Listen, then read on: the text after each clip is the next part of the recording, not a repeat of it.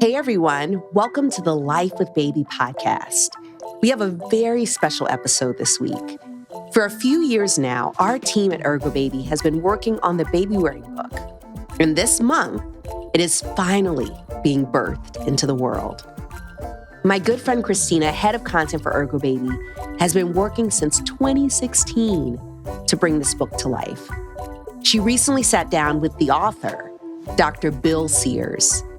Dr. Sears has been advising parents on how to raise healthier families for more than 50 years.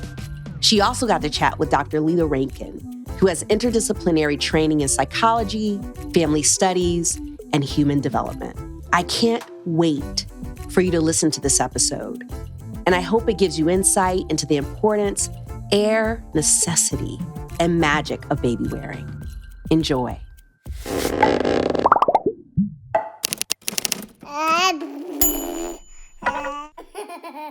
I'm so excited that this week you get to hear from my good friend, Christina Saletti. Christina is the head of all content at ErgoBaby and is one of the most passionate people I know about baby wearing and all its benefits for families. She's a trained baby wearing educator and has a background in PR, reality TV, and filmmaking. Christina believes in the power of storytelling and the importance of strong and meaningful relationships. She uses her passion to help more parents learn about the transformative power of baby wearing because she truly believes it can change the world. Welcome to the podcast, Christina. Thank you. Why write a book on baby wearing? You know, there is a lot of information out there about baby wearing. And yet it's also a practice that's been around for thousands and thousands of years. And yet only 60% of people in the United States put it on their registry. They don't necessarily see baby carriers as a must-have. Why do you think that is? You know, I personally think that, here we are in the States, there's a lot of taking your baby and putting them in another container, whatever that may be, and pushing them around, even our birth culture. Babies are born and they're put in another container and rolled down the hallway. We're getting much better about that in the United States, but that's Western culture. We've forgotten that our babies are meant to be right here. And we've forgotten that sort of, we're mammals. Every other mammal keeps their babies close. And so I think that's number one, why in Western culture, at least, why baby wearing isn't top of mind and isn't considered a necessity. And I also think that because we don't, it takes a village. Well, in Western culture, we don't have that village. So we're not seeing our aunties and our moms and our grandmas baby wearing. We don't have that, we don't have that understanding of how important it is. And lastly, the other thing that I thought about, or that was brought up to me, is how baby carriers are positioned as gear, along with strollers and car seats. And so thinking about I already have a stroller, so I don't need a baby carrier, like that it's only transportation. As opposed to bonding, as opposed to getting the dishes done at home, as opposed to soothing your child who's crying. Yeah. So it's a tool for other things other than getting from point A to point B. So why partner with Dr. Sears? So Dr. Sears, as far as I'm concerned, is a force and a phenomenon. He probably one of the earliest, at least in Western culture, one of the earliest pediatricians to really advocate for baby wearing. He literally talks about prescribing baby wearing to parents, which to me is amazing. Okay, your baby is colicky. I'm writing you a prescription to baby wear for at least an hour a day. He also, he's been around for so long and he's such a trusted source. I mean, he's got the breastfeeding book, the baby book, the nursing book. I'm sure whether you've read his books or not, if you're a parent, you know who Dr. Sears is. And just being able to take that sort of thought leadership that he has with his passion for baby wearing, and he has a personal experience with it. I mean, he has multiple children that he's worn, and now he's wearing his grandkids, and he's just being able to marry that passion with Mm. the science was Yeah. really powerful for me. What was it like bringing this book to life? Bringing this book to life has been 100% labor of love. What we did is we did essentially a baby wearing symposium, and we brought experts literally from all over the world, experts on skin to skin, experts on oxytocin, experts on hip dysplasia. So these were all studies from different areas, and they all kind of presented their pieces. And then Dr. Sears took all of that science and all of that research and then was able to write his book. And then as more science and more data and more studies on baby wearing came out, we were able to, take that foundation of all of those experts in their field and then add in the baby wearing. So being able to bring all those experts together to really talk about baby wearing and why it's so important was pretty special. It was pretty special. I would assume so. Yeah. Wow. It was amazing. Finding the perfect carrier is like finding the perfect pair of jeans. Everyone has their own style and personal preferences. That's why ErgoBaby offers a variety of carriers to meet parents exactly where they are at. Whether you're looking for a newborn-specific carrier or a carrier that will support your family for years to come, there's something for everyone. Head to the show notes to click the link to find your perfect carrier. Designed for slow days and fourth trimester bonding, the Aura Wrap is soft and supportive, perfect for keeping your little one close and cozy throughout the tender newborn phase. Incredibly soft and made from sustainably sourced fabrics, the wrap is easy to pack in a diaper bag or hang beautifully in a nursery, so you're ready for whatever the day might bring. Shop this newborn essential at ergobaby.com/podcast for a special listeners-only discount. Dr. Lela Rankin is one of our go-to gals when it comes to baby wearing research. She completed her doctoral and postdoctoral training in child development and parenting. Plus, she's a certified baby wearing educator. Lela is a pioneer in the research on baby wearing across diverse populations and has found many health benefits for parents and infants. I love that we get to hear the conversation she had with our very own Christina Saletti on why baby wearing is so important. So glad to have you here, Lela. Thanks for having me. I'm so excited. Just give us the elevator pitch about who you are and what you do. Well, first, I always like to say I'm a parent. That's what I do. I parent 3 children. And for my paid work, I am a research professor at Arizona State University in the School of Social Work. Okay. And my background is in child development. And I've been doing work around parenting and parenting-based interventions for over 15 years now. Tell me a little bit about how you got into that work. And then I remember you telling me a story about that work and then becoming a parent. When I went to grad school, I was single, did not have any children, and I was really interested in child development in general. And I didn't have that practical experience, which of course is very different once you have children of your own. Yeah. And putting together what's really happening at home to what I've learned. It turns out, having a PhD in child development doesn't necessarily tell you how to take care of a newborn baby. When I had my first son, I was shocked by the fact that I couldn't put him down and go about the rest of my life like it had before having a baby. I had gotten a baby carrier. I actually bought it for myself because it was something that I thought you should get. I saw my friend had it from her baby shower. And I put it on, and he immediately stopped crying, and my hands were suddenly free. And even just doing basic things like putting the dishes away or being able to write an email, because when I had my son, it was 2010, and so I didn't have an iPhone, so I actually had to sit in front of a computer and type. Right. It was just so freeing, and I realized a lot of what I had been feeling in that early stages of motherhood, of just feeling so stuck in a chair. Right. At least it was a little bit better by having him in a carrier and I could move. Right. Just that little bit of difference was a huge difference. I remember when you told me that story initially, being so profoundly struck that, we joke that when we're new moms, like, where's the manual? Well, you almost had the manual, right? Like, you had done all this study about it, yet you still felt unprepared. I think my study was really into, okay, what kind of reflexes do babies have? When can they pick their head up? How are they eye tracking?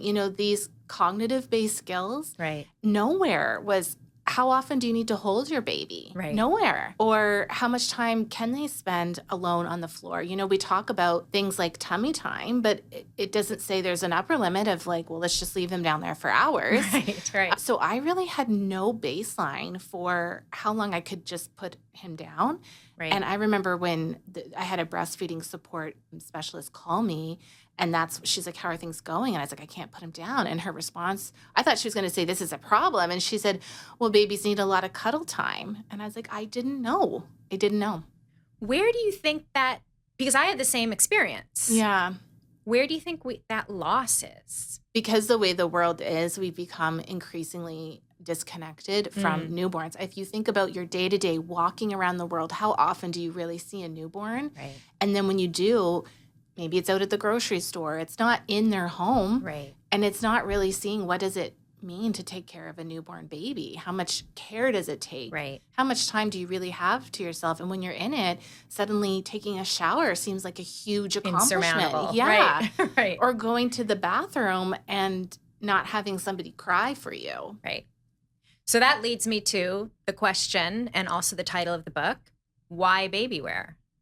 Yeah, for your sanity. Wait, louder for the people in the back. Why Babywear? For your sanity, yes. It's funny because I do all this research to show how great baby wearing is for your baby. Yeah.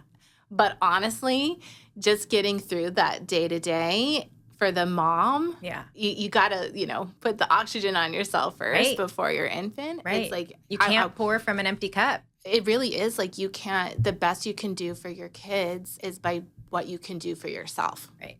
Well, so talk about the research and maybe walk us through kind of the highlights of what you've learned through the research. So I have two big studies. One is with young moms, and we did a randomized control trial, which means we selected moms randomly to receive either a carrier or a book set. And so they were told to read to their infant, which is it's also an attachment-based intervention, except that it doesn't involve that close physical touch. Mm-hmm.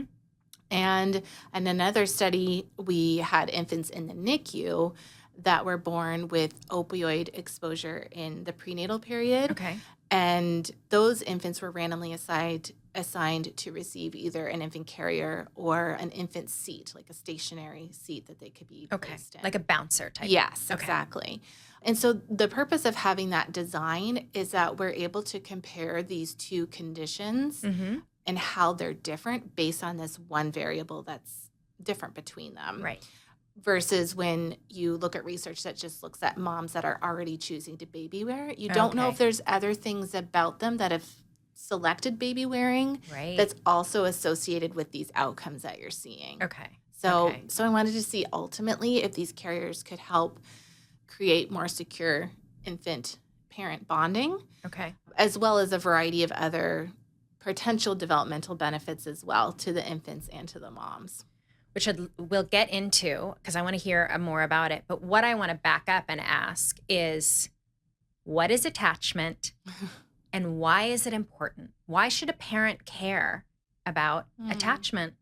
That's a really good question. And I don't know if anyone's ever asked me that because I do think we throw around and you see it a lot, this concept of attachment. Infants are born with this drive to find someone that they can trust. And the reason why is they're completely helpless, right? So we all can understand you need food for survival. You need safety from predators. You need to have a place where you can go to sleep.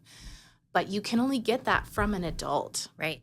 You're completely dependent. You're completely dependent. Yeah. What is attachment? So attachment is an innate drive to form a trust relationship with an adult that is potentially as strong or stronger than the need for food and security. And wait, say that again. The need the infant has for attachment is stronger than the need for food. Yes. Wow. And there are early experiments which are unethical by today's standards. Okay. But those studies have shown that infants will choose that comfort, security over food. I have like goosebumps. Yes. That's amazing. Yes. Okay. So this is an attachment drive that's in infants. Yes. And why is it important? So in infants, they're neurologically setting all those patterns for understanding the world. Right. And so that first relationship that they have with an adult, at least one adult, maybe more, is putting down a map for what their expectations are for all other relationships. But ultimately, we want children to grow into adults that they're able to develop these coping strategies for handling that stressful situation and also learn how to have trusting relationships with other adults. And now that doesn't mean you trust everybody, because you shouldn't. Right. You need to be able to discern who is a trusting person that I can engage in a romantic relationship, a friendship, parent relationship. I can discern if this person is trustworthy, and then I can give them my trust. So when is your attachment style set, and is it set for life? There is a biological window where ideally you form that attachment period in that first year to 2. Okay. So that 0 to 2 is when you're the most open and also primed to map on what those attachment relationships are like. Essentially, then, an attachment style is formed between 0 and 2, and it's important because it's almost your map for relationships as you go through life. So this is a really important time. Yes. There's a researcher, he called it an internal working model for relationships. And I like that term because it is a map and it's a working model. It's pretty set, but you can change it with a lot of work. I always tell that to people too. Right. As an adult, people can change their attachment styles, but it does take work, like in therapy, to really challenge those because it's neurologically driven. Right. And so when something happens to you, those neural networks are strong and you'll have a response. So you have to kind of fight that response to break those paths. So it can be changed. I always like to think everything can be changed. Right. But depending how severe those attachments are, some of them are very rigid. Which is why then these practices to help your child form a secure attachment early on are so important. Yes. Okay. Can you just talk about the types of attachment style really quickly before we talk about what parents can do to form a secure attachment? So my sort of cheat sheet version of it is a secure attachment is I trust myself and I trust other people. An avoidant attachment is usually I trust myself, but I don't trust others. Okay. And an anxious attachment style is more I trust others, but I don't trust myself. So that's sort of like a easy cheat version of it. Now that we've established the attachment styles, talk to me a little bit about your study with baby wearing and attachment. And then what are some other things that parents can do to help form a secure attachment? So in my study with the young moms, I found that the mothers that were in the intervention condition that had received the baby carrier, they were much more likely to have secure attachment styles. In fact, their rates of secure attachment were similar to as if they were older mothers that have a higher likelihood of having a secure attachment. What are some of the baby wearing benefits that you found in your research? So I'm in the middle of getting down to how many hours a week or how many minutes a week that somebody needs to use the carrier in order to see a variety of benefits. So that first study that I talked about with young moms, I followed them till their babies were 3.5 to 4 years old. Oh, wow. Almost every measure that I've included on developmental milestones, gross motor skills, fine motor skills, communication, problem-solving skills, empathy, those are all improved in my baby wearing condition. Okay, say that again. All of those developmental milestones that you just listed were improved by the baby wearing group, but the group that baby wore. Yeah. Amazing. When those kids are 3.5 to 4 years old. Amazing. From something they did when they were amazing. 0 to 6 months. Baby wear. I told them to baby wear for 1 hour a day. Wow.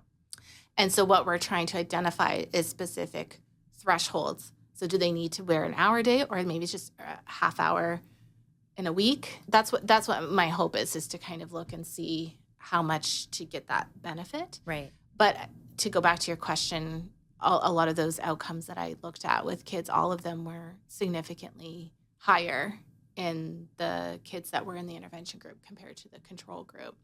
So essentially, to sum it up, baby wearing will positively affect babies' developmental milestones. Everything from motor skills to language development to problem-solving skills.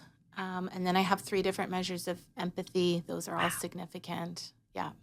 I mean, that seems, I don't know, kind of mind-blowing to me. I mean, yes, I'm in the baby wearing field, but that seems incredibly significant. It is, because I circle back to, these are not moms that selected to baby wear on their own. They're randomly assigned to use this carrier, and compared to ones that were randomly assigned to not, from the same community, participated in the same prenatal classes, same education, same background. That's amazing. So it's pretty amazing. And then from the maternal side, I looked at rates of postpartum depression, anxiety, and stress. Okay. So we're seeing some significance in there as well. Okay. Wasn't there something about heart rate?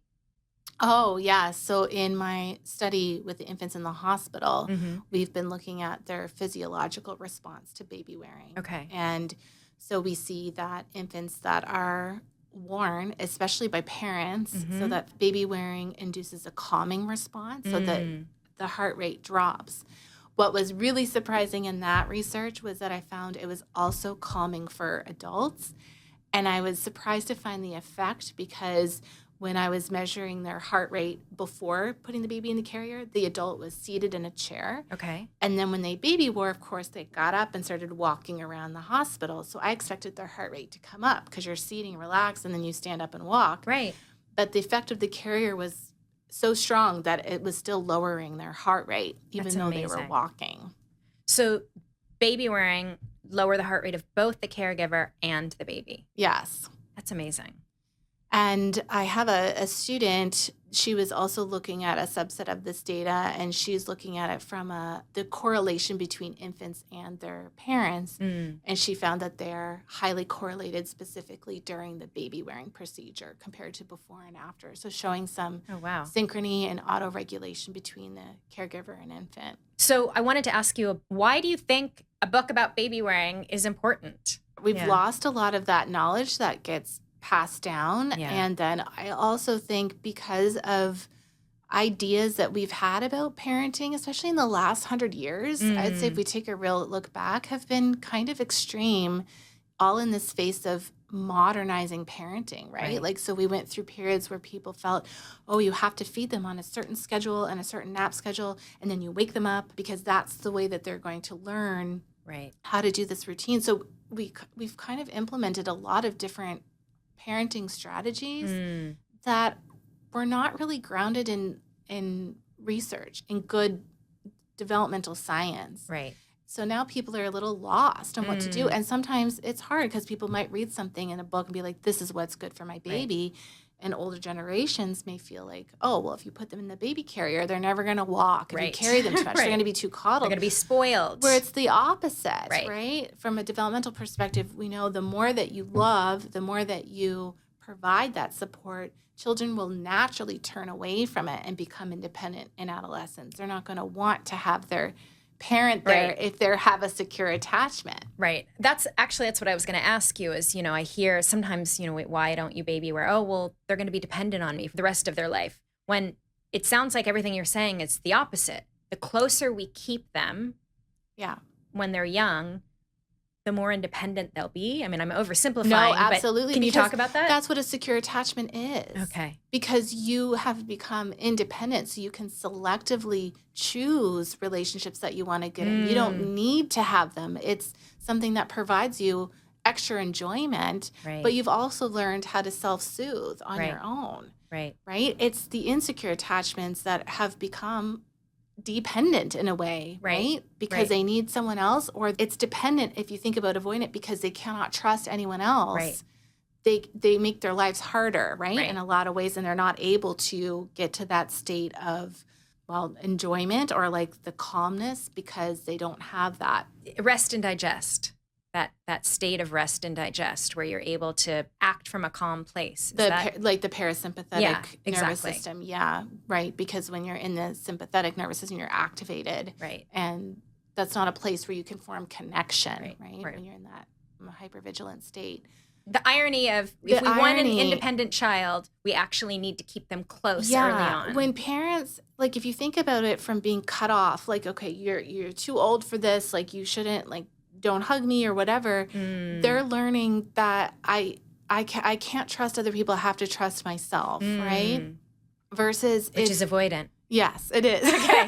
See, I'm learning. When you feel like you have so much love and you're like, look, I can do this on my own. But I know that if I'm struggling, I can go back, right? Right. So in adolescence, there's this back and forth. It's like, I'm doing some things on my own, but I need my parent for this. I'm doing it on my own. And eventually they will be able to do things on their own because they have that confidence that comes with the secure attachment. Well, we talked about this before we started recording. You know, I have a 13-year-old daughter, and she's pushing away from me, you know, and I baby wear her a lot. I mean, you know, I was a baby wearer. I remember she was having some big feelings, and I was talking to my therapist about it, and she said she has a secure attachment because she feels safe with you. That's why she feels like she can do those things. Yeah. So as our kids grow, we can see the effects of these practices. I say that when you do more baby wearing, I do think it actually, in some ways, it is harder in the short term because you're committing to being present to this child. Right. But in the long term, it has getting the benefits. You're getting the benefits. It's easier in the short term to be like, you have to sort it out on your own. You're just going to have to cry, or you're just, you know, going to figure it out. That's easier. Right. But there's consequences because of that. Right. That you're going to have to deal with when they're 13, 14, 15. Or lifelong. Lifelong. Yeah. Right. What is one tip you would give to a new parent who's struggling out there? The parent who's up, it's midnight, they're listening to us. They're up nursing, getting the oxytocin because it's skin to skin. What's the one tip you would give a new parent? Just, if you're not getting any sleep, you're doing it right. You know? I think a lot of times people have this expectation of whatever, lots of expectations. And when it doesn't match that, you feel terrible. Right. And you feel like you're not doing a good job. But it's almost like, you know, in all my years of doing parenting, if you feel like you're not doing a good job, you're doing a good job. I love that. That's what I was going to ask you. You know, you were talking about different parenting philosophies and all these different, when ultimately, I mean, I'm going to go out on a limb here. I think that no matter what someone's parenting philosophy is, ultimately, simply, all they want to do is be a good parent. Yeah. Whatever that looks like. To me, keeping it simple, that idea of keeping it simple and building confidence. Like, I can just wear my baby and I'm a good parent. I've worked with so many different mothers and so many people that have been really stigmatized for a lot of different things. And I can tell you, I feel very confident in saying all mothers want the best for their children. They may not have all the resources to be able to do what they want to do, but they all want that. Right. And so it's not helpful to come at it from a judgmental perspective. What we can do to offer support is going to be the best for that baby, for that mom. Right. I remember, I don't think you were there, because then I probably would have met you then. There was the conference that Darshan Navarez from Notre Dame put on back in like 2012. And Gabor Mate was talking. And he was like, you know, we're all researchers up here. We all have books, you know, but when a parent asks me for advice, I tell them to look in the mirror.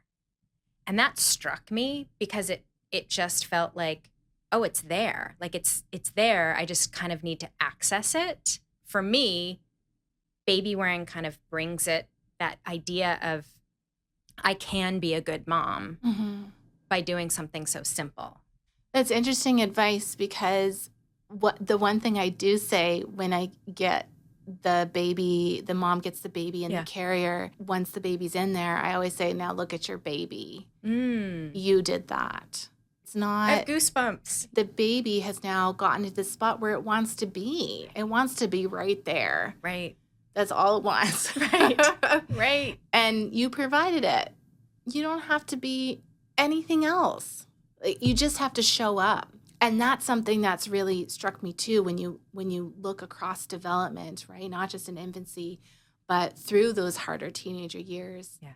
You don't have to say the right thing. You don't have to do the right thing. You just need to show up and keep showing up. You don't have to say anything. Just be there. I love that. Because what a simple, amazing piece of advice. You just have to be there and have your baby right here on your chest. Well, thank you so much. I feel like I could talk to you for hours. Yes, same. And hours. Because I love this topic, and we're definitely going to have you come back. I would love to, especially when your next study about oxytocin comes out. Yeah, I'm really excited. Well, thank you so much. Thank you. Baby wearing is about so much more than convenience. It's actually a science-backed tool to help you bond with your baby, reduce postpartum depression, and even help your baby reach new milestones. Our Embrace Newborn carriers are designed specifically to support you and your little one through the 4th trimester. They combine the softness of baby wraps with the ease of buckle carriers. Head over to ergobaby.com/podcast to get yours at a special listeners-only discount today. Designed for slow days and 4th trimester bonding, the Aura Wrap is soft and supportive, perfect for keeping your little one close and cozy throughout the tender newborn phase. Incredibly soft and made from sustainably sourced fabrics, the wrap is easy to pack in a diaper bag or hang beautifully in a nursery, so you're ready for whatever the day might bring. Shop this newborn essential at ergobaby.com/podcast for a special listeners-only discount. Dr. William Sears is a wealth of knowledge that we're so honored to have on the podcast this week. He has been advising parents on how to raise healthier families for over 50 years and was even featured in Time magazine for his contributions to family health. Together with his wife, Martha, they have written more than 45 books on parenting, nutrition, and healthy aging, their latest of which includes Why Babywear. Our very own Christina Saletti sat down with him to discuss, or rather confirm, why baby wearing is so important.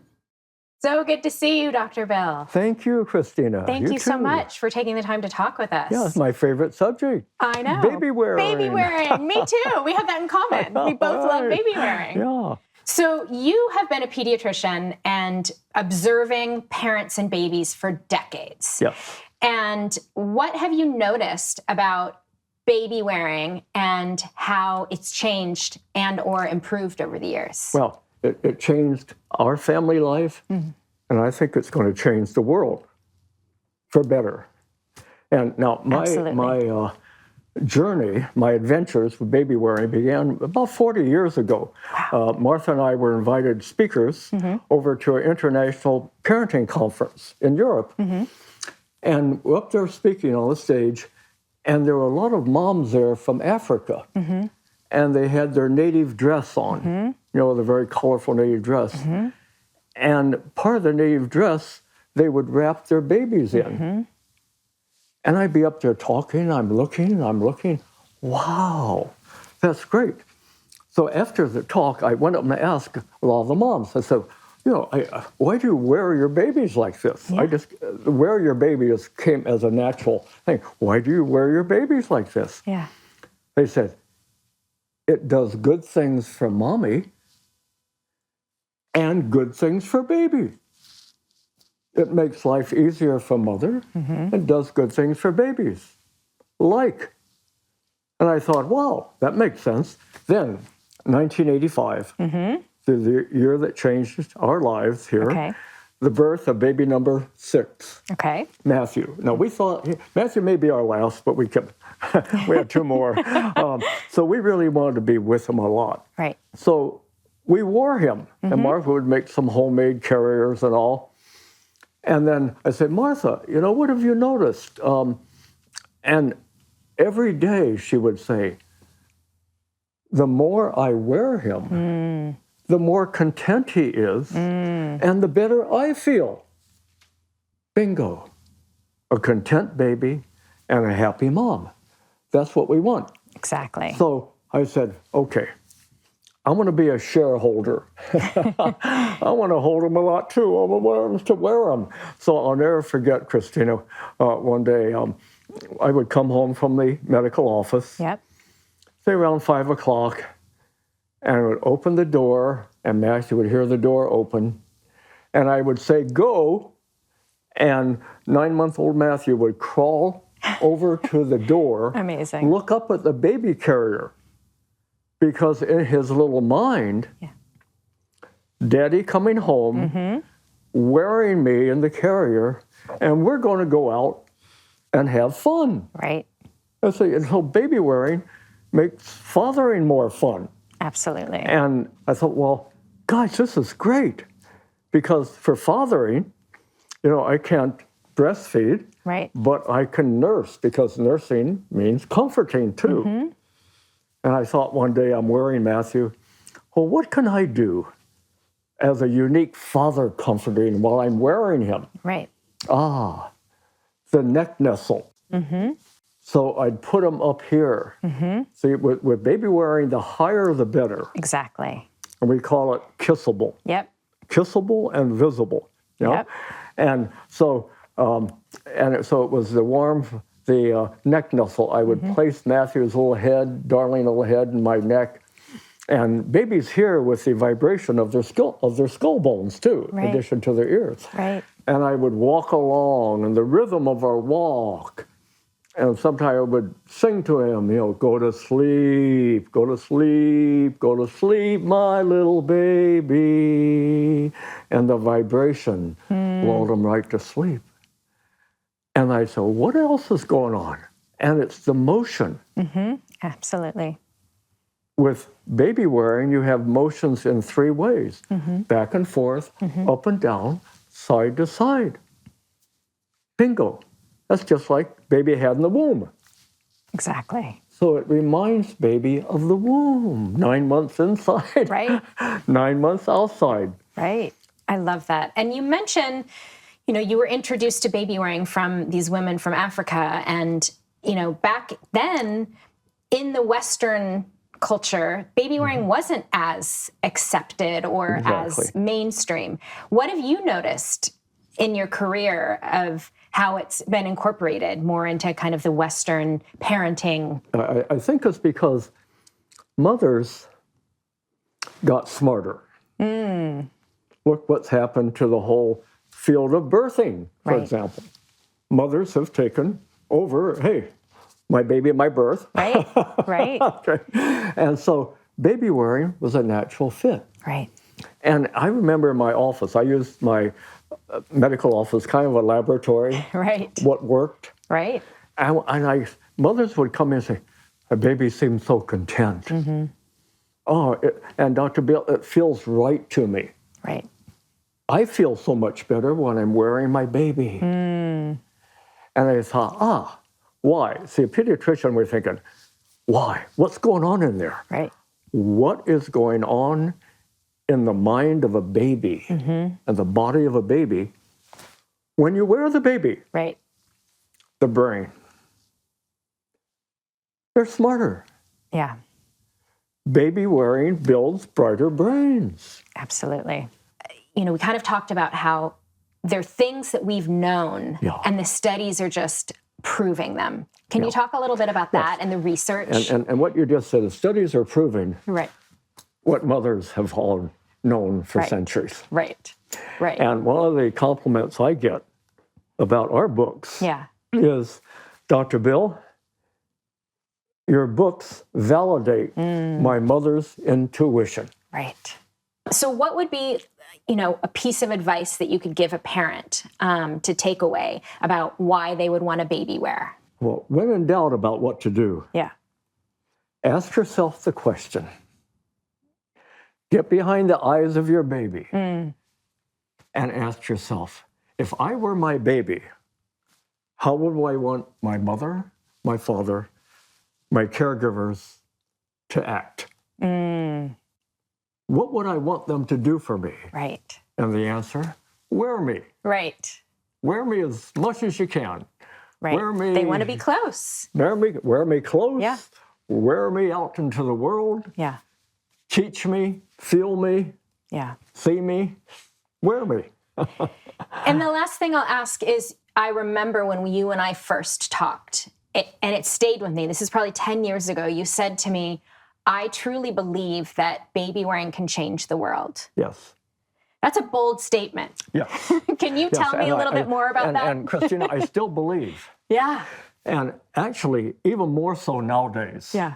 Because if you were to ask me, what is one word that it instills in baby wearing instills into babies? Empathy. Empathy. The ability to care for someone else. And right now, our world needs more empathetic people. Absolutely. Absolutely. Yeah. And I guess, that we decided on the title of the book, Why Babywear? Mm-hmm. If you could answer that question in just a snippet, why babywear, Dr. Sears? If a mom says to me, why should I babywear? Why babywear? What would you say to her? What I would say is what I learned 45 years ago from the baby-wearing mothers. Yeah. It makes life easier for the mother. It does good things for the baby. Simple. Simple. I love it. Well, thank you so much. Thank you, Christina. Really appreciate it. Yeah. Does baby wearing actually make parenting easier?